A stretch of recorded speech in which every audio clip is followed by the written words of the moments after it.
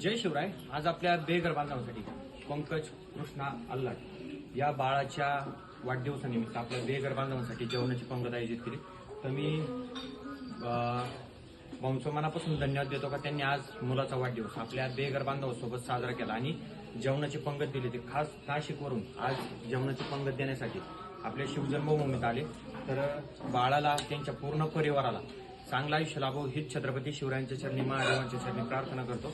तर त्या दिवशी त्यांचा फोन आला होता मला का आपल्याला सुद्धा या बेघर बांधवांसाठी जेवणाची पंगत आयोजित करायची आणि त्यांनी मला सांगितलं का मी सुद्धा आयुष्यात भरपूर स्ट्रगल करून आज कुठेतरी देवाच्या कृपेने आपलं चांगलं चाललंय. तर आज त्यांच्या घरात आनंदाचा दिवस.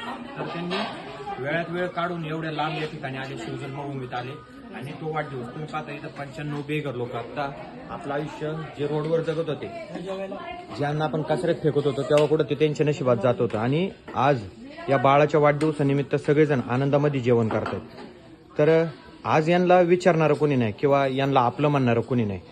तर आज या लोकांना सगळ्यांना आज आपल्या मदतीची गरज आहे. आज आपण सगळ्या गोष्टीमध्ये चांगले आपल्याला खायला अन्न आहे किंवा घालायला कपडे चप्पल आहे, पण ही लोक एक विचित्र अवस्थेत आपलं आयुष्य जगत असतात. तर ह्या बाळाला महादेवांच्या आशीर्वादाने, छत्रपती शिवरायांच्या आशीर्वादाने चांगलं आयुष्य लाभो, भाऊंची अजून चांगली भरारी आज त्यांनी समाजात घेऊ हीच आजच्या दिवशी प्रार्थना.